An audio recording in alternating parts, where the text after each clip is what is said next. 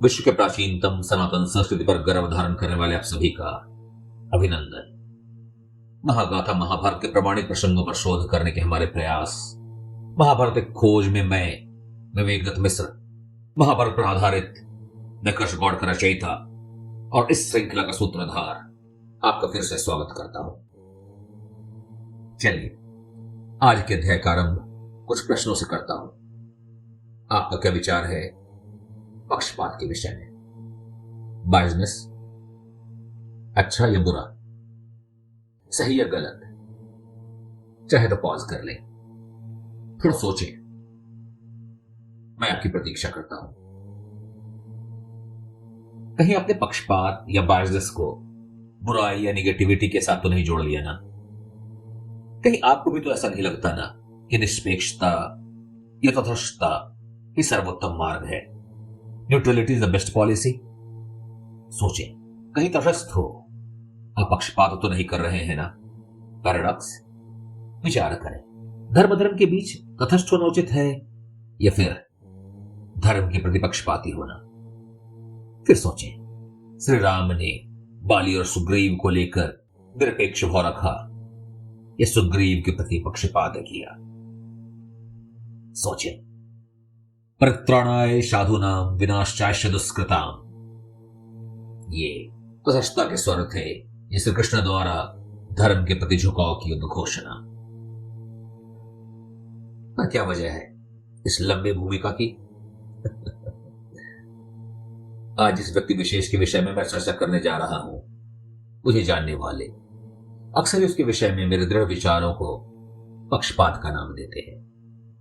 और आज का अध्याय आपको भी मिथक या सत्य प्रतीत हो सकता है यदि आज तक आपने मिथकों को ही सत्य मानने की भूल की है तो। और यदि भूल की भी है तो उसके कारण आप नहीं, अनेकों आधुनिक रचनाएं हैं जिनमें आधुनिक कथाकारों ने अपनी कल्पनाओं की शक्ति से इतने रंग भर दिए हैं कि प्रामाणिकता मानो कहीं खो सी गई है। तो आइए प्रामाणिक संदर्भों के आधार पर वास्तविकता समझने का प्रयास करते हैं। अद्भुत धनुर्धर सूर्य पुत्र दानवीर अंगराज कर्ण का, वो कर्ण जो मित्रता की ऐसी प्रकाष्ठा थे कि श्री कृष्ण को कह बैठे, मित्रता बड़ी अनमोल रतन है, कब तोल सका ऐसे धन है। कर्ण का जीवन मानो त्रासदी और संघर्ष का एक अभूतपूर्व अतुलनीय समन्वय था। जिसके पिता सूर्य थे, माता कुंती सती कुमारी, उसका पालन हुआ धारा में बहती हुई पिटारी। माता ने अपने लोक भय में आकर नवजात कर्ण को गंगा की धारा में मरने को प्रवाहित कर दिया। क्षत्रिय होते हुए भी सूत के घर में पला और बढ़ा और सूत पुत्र होने के कारण जीवन भर उसे अपमान और तिरस्कार ही मिला। सूत वंश में पला, चखा भी नहीं जननी का चीर, ऐसे में भी कर्ण निकला सभी युवकों में अद्भुत वीर। अब हीन मूल की ओर देख, जब गलत कहे या ठीक, वीर खींच कर ही रहते हैं इतिहासों में अपना लीक। गुरु द्रोण ने उसे शिक्षा देने से मना कर दिया। भगवान परशुराम ने उसकी अतुलनीय गुरु भक्ति को नजरअंदाज कर सिर्फ ब्राह्मण न होने के कारण उन्हें शाप दे दिया। निष्ठुर द्रौपदी ने उसे स्वयंवर में भाग लेने से रोक दिया। उसे शक्ति से डर स्वयं देवराज इंद्र ने छल से उसका कवच कुंडल हर लिया। श्री कृष्ण ने घटोत्कच वध करवा उसकी वाशी शक्ति हर ली। पर इन सब के बाद भी उस महावीर को मारना इतना दुष्कर था कि अर्जुन ने उसका तब वध किया कि वह रथ अस्त्र विहीन अपने रथ चक्र को धरती से निकालने में लगा हुआ था। अब कौन नहीं प्रभावित होगा ऐसे जुझारू गुरु भक्त महान धनुर्धर मित्रता की प्रकाष्ठा से युक्त नियति के विरुद्ध संघर्ष करने वाले महानायक के चरित्र से? तो फिर क्या आश्चर्य, राष्ट्र कवि रामधारी सिंह दिनकर और शिवाजी सावंत जैसे आधुनिक लेखक कर्ण को महानायक सिद्ध करने के लिए उस पर आधारित महाकाव्य कथाओं की रचना करने और उन रचनाओं से प्रभावित होकर समकालीन टीवी शोज उसे महाभारत का सबसे बड़ा महानायक मान बैठे। परंतु कर्ण को महानायक बनाने का मूल्य हुआ कुंती, द्रोण, देवराज इंद्र और परशुराम जैसे अनेक किरदारों का चरित्र हनन। पर हमारे श्रृंखला का आधार न तो रामधारी सिंह दिनकर जी का अद्भुत महाकाव्य रश्मि रथी होगा, न ही शिवाजी सावंत का उपन्यास मृत्युंजय, और न ही टीवी पर दिखाई जाने वाली वो कथाएं जिसमें श्री कृष्ण कर्ण के सारथी के रूप में नजर आते हैं। हमेशा की तरह हमारे श्रृंखला का आधार होगा वेद व्यास द्वारा रचित प्राचीनतम और प्रमाणिक महागाथा महाभारत, और इस पर आधार हम लेंगे नीलकंठ पत्रिका और बोरी क्रिटिकल एडिशन से। तो आइए समझते हैं क्या थे कर्ण वेद व्यास द्वारा प्रसारित महाग्रंथ के मूल स्वरूप में। महाभारत के आदि पर्व के आरंभ में ही कथा का संक्षिप्त रूप से वर्णन किया हुआ है, जिस विषय में विस्तार से हमने चर्चा की बीज मंत्र में, और इसका लिंक आपको डिस्क्रिप्शन में मिल ही जाएगा। और यह वर्णन है कुरुक्षेत्र के युद्ध के दो पक्षों का, दो वृक्षों के स्वरूप में। यही वर्णन आगे चलकर उद्योग पर्व में श्री कृष्ण भी करते हैं। एक है धर्म वृक्ष युधिष्ठिर, जिसके भीम टहनी है, नकुल और सहदेव पुष्पर पत्तियां, अर्जुन आधार स्तंभ, और कृष्ण और ब्रह्म जैसे विधायक तत्व जड़। और इसके विपरीत है मद और लोभ से ग्रसित वृक्ष दुरात्मा महापापी दुर्योधन, जिसकी टहनी है शकुनी, पुष्पर पत्तियां है दुशासन, जड़ है धृतराष्ट्र, और इसी पाप रूपी वृक्ष दुर्योधन का आधार स्तंभ यानी तना है कर्ण। और ये प्रथम परिचय दिया है वेद व्यास ने कर्ण का, एक पाप वृक्ष का आधार स्तंभ तना। कर्ण महाभारत का एक महत्वपूर्ण किरदार है, और उसे पूरी तरह से समझने या समझाने के लिए एक अध्याय पर्याप्त नहीं हो सकता है। और ऐसे भी हम कथा को क्रोनोलॉजिकल ऑर्डर यानी कि सिलसिलेवार रूप में ले जा रहे हैं, इसलिए आज की चर्चा सीमित रहेगी कर्ण के जन्म से उसे गुरुकुल के प्रवास तक। तो चलिए आज की कथा का श्री गणेश करते हैं कर्ण के जन्म से, महाभारत की उस प्रचलित कथा से जो आप इसे ज्यादा लोग जानते हैं पर कदाचित संपूर्ण नहीं, क्योंकि कथा का एक महत्वपूर्ण भाग आज की रचनाओं से हटा सा दिया गया है। प्रचलित कथा कुछ इस प्रकार है। जब एक बार ऋषि दुर्वासा कुंती भोज के राजभवन में पहुंचते हैं तो राजकुमारी प्रथा पूरी लगन के साथ उनकी सेवा करती है। अति क्रोधी दुर्वासा को प्रसन्न करना सरल न था, पर प्रथा ने अपने सेवा भाव से उन्हें इतना प्रसन्न कर दिया कि महर्षि ने उसे अनोखा वर दे दिया। वो जिस भी देवता का आवाहन करेगी उससे वो पुत्र प्राप्त कर सकती है। कौतूहलवश मंत्र का परीक्षण करने हेतु उसने सूर्यदेव का आवाहन कर डाला, और सूर्यदेव के साथ उसे कर्ण की प्राप्ति हुई।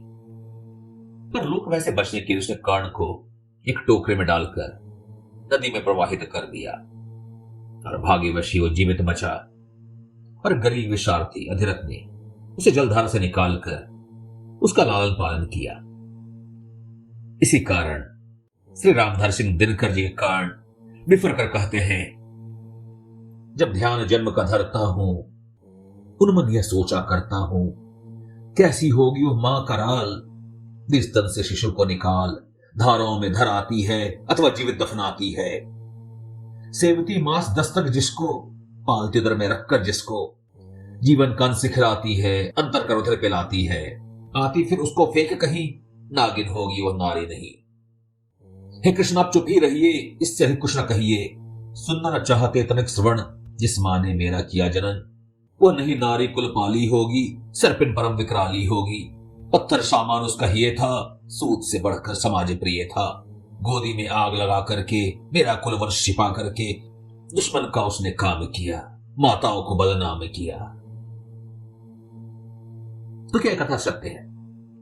नहीं, पर यह कथा अपूर्ण अवश्य है, और अपूर्ण होने के कारण अर्ध सत्य भी, और अर्ध सत्य का अर्थ अर्ध सत्य भी होता है।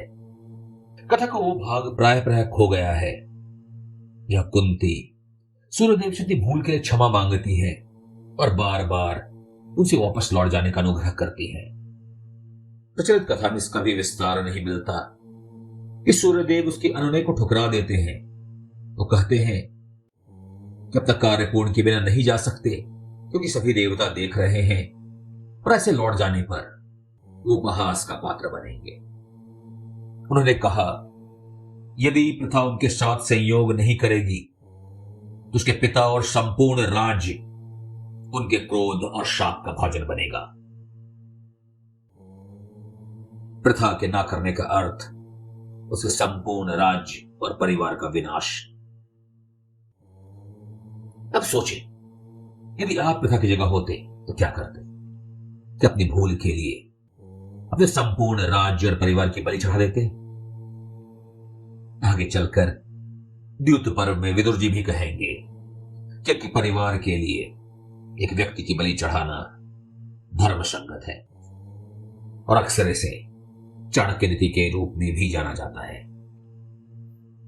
उस काल की प्रथा के अनुसार एक अविवाहित स्त्री का माता बनना परिवार के तिरस्कार का कारण होता था और यही कारण था कि देवी सत्यवती ने भी एक विषम त्रासदी के आने तक अपने पुत्र वेदव्यास के परिचय को गुप्त रखा था। कुंती जानती थी कि अपने पुत्र को अपने साथ नहीं रख सकती थी।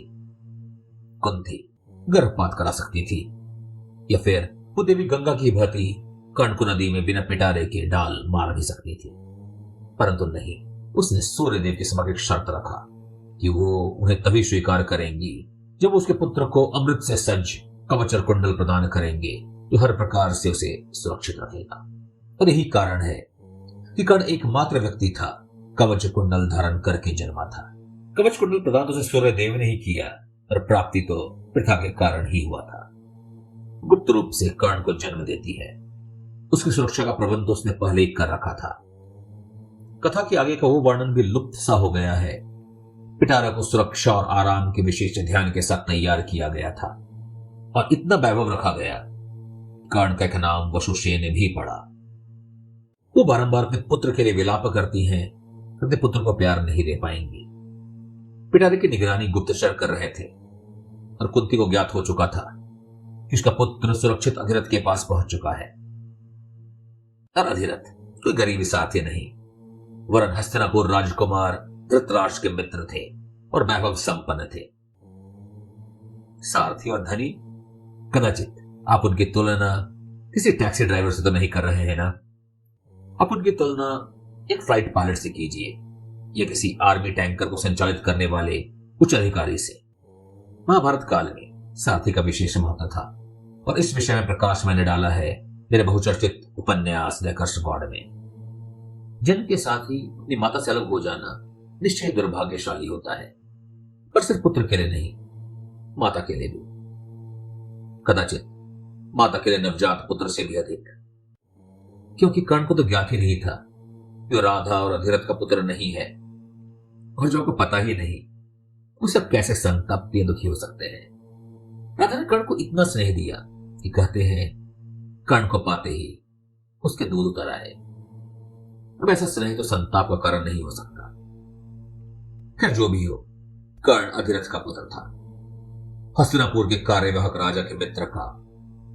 वो राजकुमार दुर्योधन की भांति द्रोणाचार्य के आश्रम में शिक्षा प्राप्त करता है। जी हां, द्रोण के आश्रम में। अब भले ही रामधारी सिंह दिनकर जी के द्रोण अर्जुन से कहें सस्य बनाऊंगा न कर्ण को, यह निश्चित है बात, ध्यान रखना विकट प्रतिभट का, पर तू भी है तात। ये बी आर चोपड़ा जी के द्रोण ये घोषणा कर दें कि मैं सिर्फ क्षत्रिय और राजपुत्रों को ही शिक्षा देता हूं। वेद व्यास काल के वास्तविक द्रोण ने कर्ण को शिक्षण दिया और इसका संदर्भ आदि पर्व के अलावा वन पर्व और शांति पर्व में भी निहित है, जिसे प्राचीन नीलकंठ संस्करण और बोरेट क्रिटिकल एडिशन में भी पढ़ा जा सकता है। तो गुरुओं, अंधकों, ऋषियों के साथ साथ कर्ण भी शिक्षा ग्रहण करता है। यह दुर्योधन से मैत्री करता है, जो स्वाभाविक ही था, आखिर उन दोनों के पिता भी मित्र ही थे। और गुरुकुल काल से ही कर्ण पांडवों से ईर्ष्या और द्वेष का भाव रखता था। आदि पर में स्पष्ट वर्णित है कि कर्ण पांडवों के विरुद्ध दुर्योधन के रचे अनेक षड्यंत्रों में भागीदार था। और कर्ण की विशेष ईर्ष्या, द्वेष और प्रतिस्पर्धा का लक्ष्य था अर्जुन, जो हर एक युद्ध कला में गुरुकुल में सर्वश्रेष्ठ था।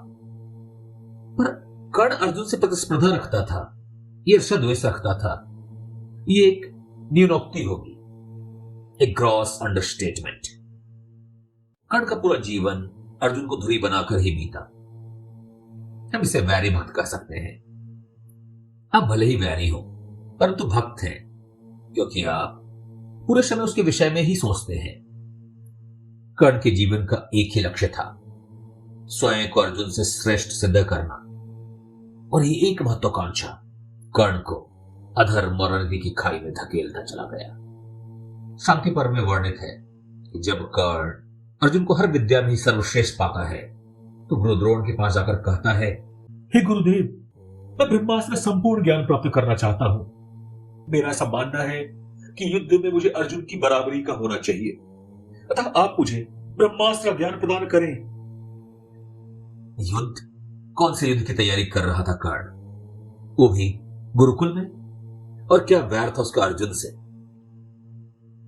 और जैसा कि हमने अपने अध्याय 18 गुरु गोविंदो उखड़े जिसके संग में पहले ही चर्चा कर चुके हैं, द्रोण पहले से ही अर्जुन पर विशेष स्नेह और अनुग्रह रखते थे और वो कर्ण की कुटिलता से भी परिचित थे।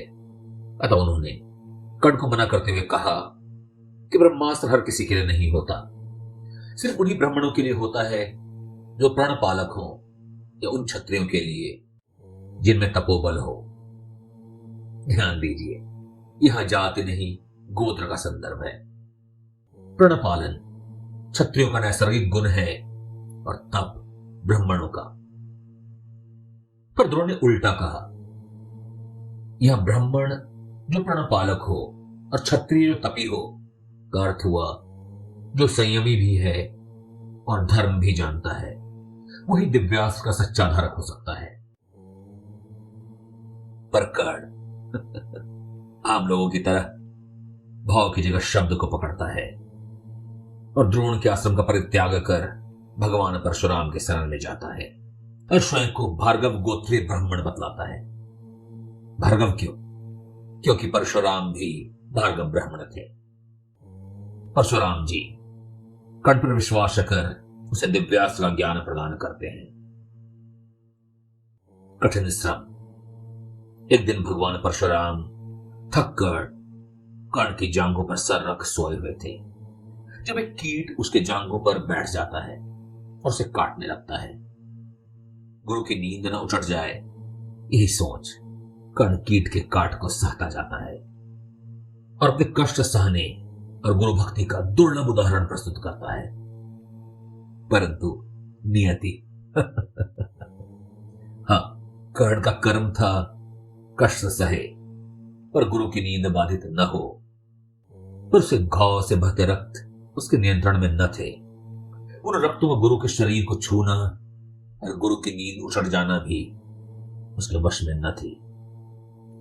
अब नीति का परिहास देखें। जो पल कर्ण के अतुल्य गुरु भक्ति की थी, वही कर्ण के गुरु से किए कपट को भी उजागर करती है। रामधारी सिंह दिनकर और अनेक आधुनिक कथाकारों ने कर्ण की गुरु भक्ति को महिमा मंडित किया, पर भगवान परशुराम को सत्य नजर आया। उन्होंने दिव्यास्त्र का ज्ञान एक छली को प्रदान कर दिया है। वो जो शक्ति पाने को गुरु से छल कर सकता है, उस शक्ति के साथ क्या करेगा?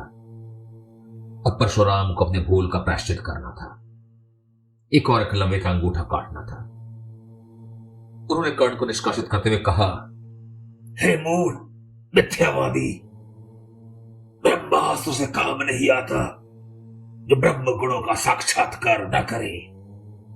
जब तू इसको उपयोग करने की कोशिश करेगा, ये तेरे काम ना आएगा। मूढ़ मिथ्यावादी यानी स्टूपिड लायर। यहां आधुनिक मान्यताएं भगवान परशुराम के शाप को जाति की कुरीति से जोड़कर देखते हैं।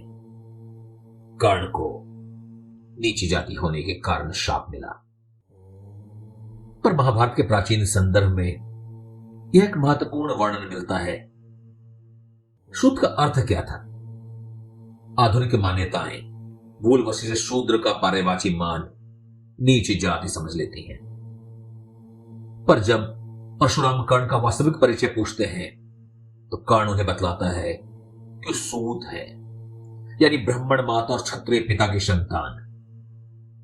सूत ब्राह्मण और क्षत्रिय के मध्य स्थित है। अब यदि इसे जाति भी माने तो सूत नीची जाति नहीं मानी जा सकती। ध्यान दिलाना चाहूंगा, सौती जी जो वैशंपन्य दास जी द्वारा सुनाई कथा का पुनः प्रसार कर रहे थे, सूत ही थे। यदि आप सौती जी को नहीं जानते तो हमारे अध्याय 13 आदि से पहले और अंत के बाद को अवश्य सुने। पर परशुराम जी का शाप अकेला शाप नहीं था जो कर्ण ने अर्जित किया था। अपने अभ्यास के दौरान कर्ण ने ब्राह्मण की गाय को मार दिया और ब्राह्मण ने उसे शाप दिया, निर्णायक समय पर धरा उसके रथ चक्र को निकल जाएगी। इसे कर्ण का दुर्भाग्य कहा जा सकता है। पर यदि संपूर्ण संदर्भ पर गौर करें तो 3 बातें सामने आती हैं।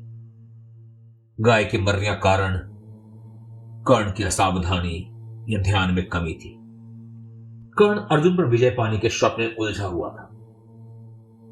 एक बार फिर से अर्जुन। दूसरा, उसने ब्राह्मण के शाप से बचने के लिए उसे धन देने की हिमाकत की, रिश्वत।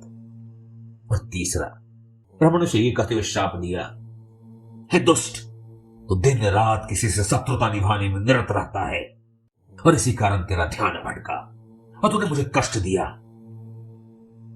जा, एक दिन जब तू इसी शत्रु से युद्ध कर रहा होगा, धरा तेरे रथ चक्र को निकल लेगी, तेरा ध्यान स्थिर न रह पाएगा और तू मृत्यु को प्राप्त होगा। और तुझ जैसे दुष्ट के लिए यही उचित है। पुनः गौर करें, क्यों कर्ण ब्रह्मास्त्र पाना चाहता था? क्यों कर्ण ने भगवान परशुराम को छलने का प्रयत्न किया? किस कारण ब्राह्मण ने उसे शाप दिया? और इन सभी प्रश्नों का एक ही उत्तर है, कर्ण का अर्जुन के प्रति आसक्ति, स्वयं को अर्जुन से श्रेष्ठ सिद्ध करने की लालक। और जैसा मैंने पहले कहा, यह महत्वाकांक्षा कर्ण से न जाने कितने अधर्म करवाएगी। कर्ण पर चर्चा जारी रहेगी, पर आज नहीं, अभी नहीं।